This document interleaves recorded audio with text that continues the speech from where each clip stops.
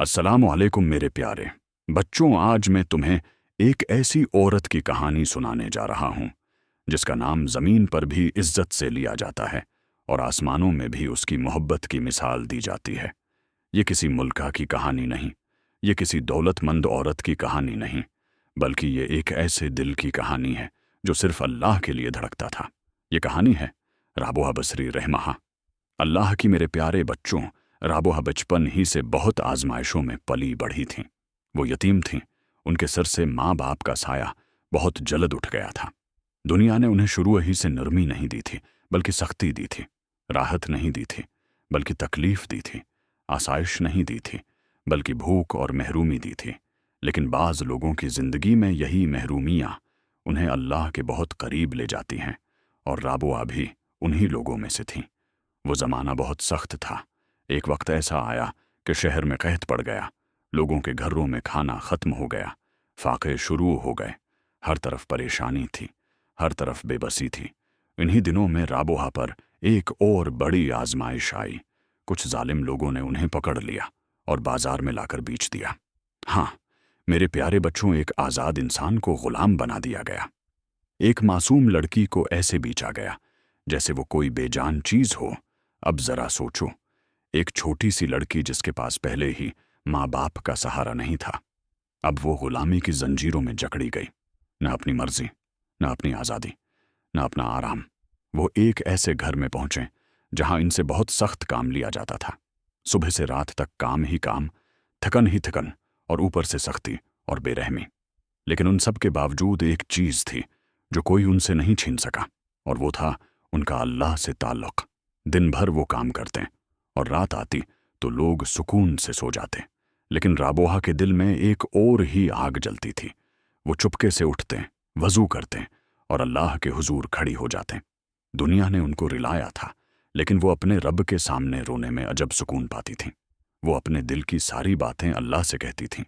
وہ ایسی عبادت کرتی تھیں جس میں دکھ بھی تھا، محبت بھی تھی، اور ایک سچی بندگی بھی۔ وہ عرض کرتے، اے میرے رب، اگر میں تیری عبادت جہنم کے خوف سے کرتی ہوں تو مجھے جہنم میں ڈال دے، اور اگر میں تیری عبادت جنت کی امید میں کرتی ہوں تو مجھے جنت سے محروم کر دے۔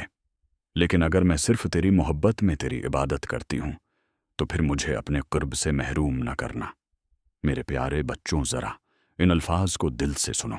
یہ کتنی بڑی بات ہے۔ ہم میں سے اکثر لوگ اللہ کو اس لیے یاد کرتے ہیں کہ کوئی مشکل دور ہو جائے، کوئی خواہش پوری ہو جائے، کوئی نعمت مل جائے۔ لیکن رابعہ کا مقام یہ تھا کہ وہ اللہ کو صرف اللہ کے لیے چاہتی تھیں۔ وہ نہ جنت مانگ رہی تھیں، نہ دنیا مانگ رہی تھیں، نہ راحت مانگ رہی تھیں، نہ عزت مانگ رہی تھیں۔ وہ صرف اپنے رب کی محبت مانگ رہی تھیں۔ ایک رات ان کے مالک نے ایک عجیب منظر دیکھا۔ اسے محسوس ہوا جیسے گھر کے ایک کونے میں کوئی غیر معمولی روشنی ہے۔ وہ حیران ہوا اور آہستہ آہستہ اس جگہ کی طرف بڑھا۔ جب اس نے دیکھا تو رابعہ سجدے میں تھیں اور ان کے گرد نور پھیلا ہوا تھا۔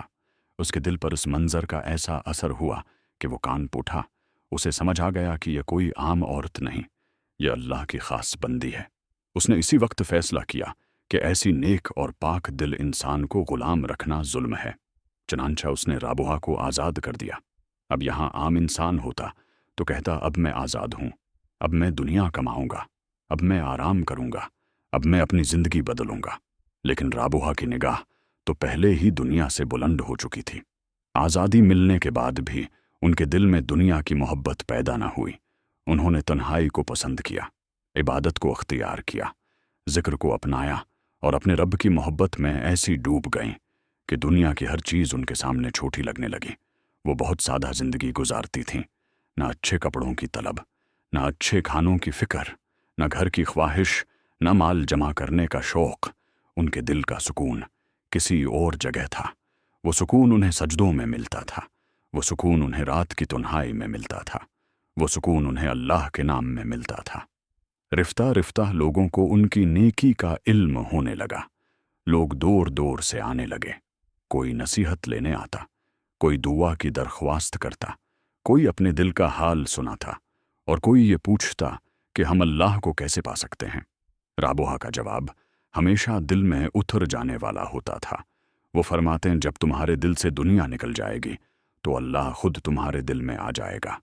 یہ ایک چھوٹا سا جملہ ہے، لیکن اس میں پوری زندگی کا راز چھپا ہے۔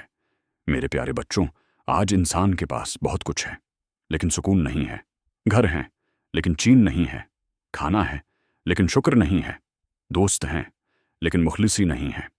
ہم دنیا کو جمع کرتے کرتے اپنے دل کو کھو بیٹھے ہیں، لیکن رابوہا کے پاس دنیا نہیں تھی اور ان کا دل آباد تھا کیونکہ ان کے دل میں اللہ تھا۔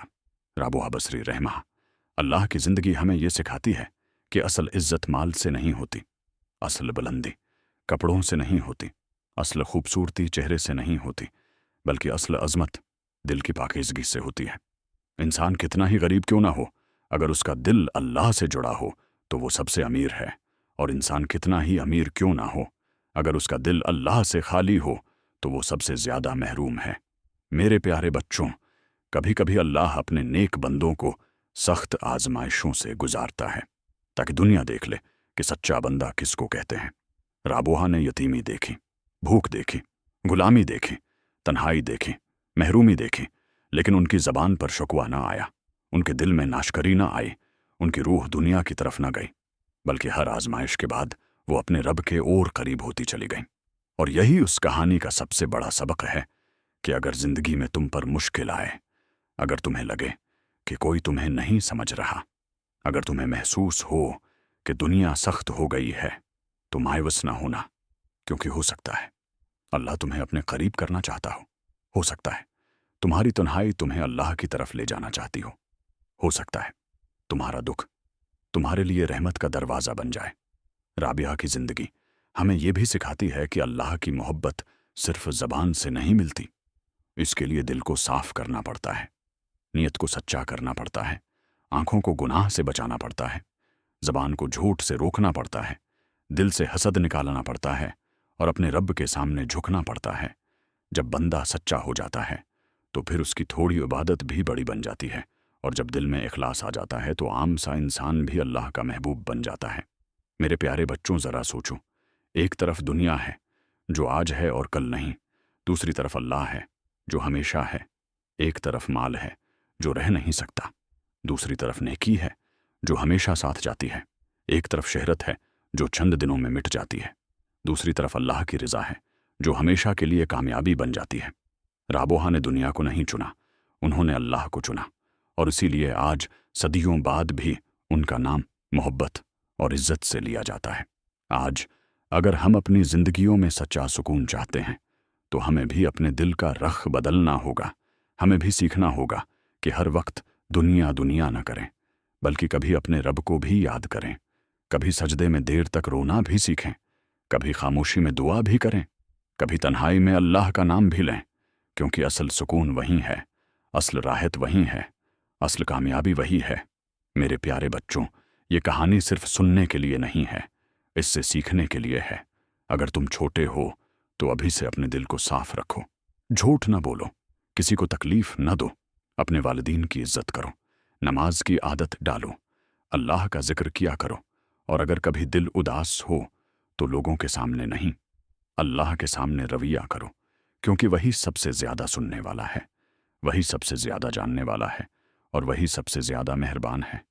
یہ دنیا ایک دن ختم ہو جائے گی، بچپن، جوانی، بڑھاپا سب گزر جائے گا، خوبصورتی مٹ جائے گی، طاقت ختم ہو جائے گی، مال پیچھے رہ جائے گا، لوگ بھی ایک دن بھول جائیں گے، لیکن جو اللہ کے لیے کیا جائے گا وہ کبھی ضائع نہیں ہوگا، جو آنسو اللہ کے لیے بہیں گے وہ کبھی رائے گا نہیں جائیں گے، جو دل اللہ کے لیے دھڑکے گا وہ کبھی خالی نہیں رہے گا۔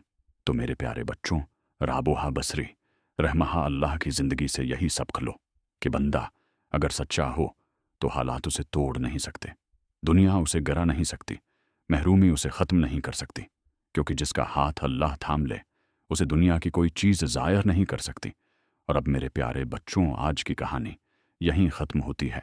آپ سب میرے لیے بھی دعا کرنا، اللہ آپ کے دلوں کو نور سے بھر دے، آپ کو نیک بنائے، سچا بنائے، نرم دل بنائے، اپنے ماں باپ کا فرمان بردار بنائے، اور آپ کو ایسا انسان بنائے جو دنیا میں بھی اچھا ہو اور آخرت میں بھی کامیاب ہو۔ پھر انشاء اللہ ہم ملیں گے ایک اور نئی کہانی کے ساتھ، ایک اور سبق کے ساتھ۔ تب تک اپنا خیال رکھو، اچھے کام کرو، سب سے محبت کرو اور ہمیشہ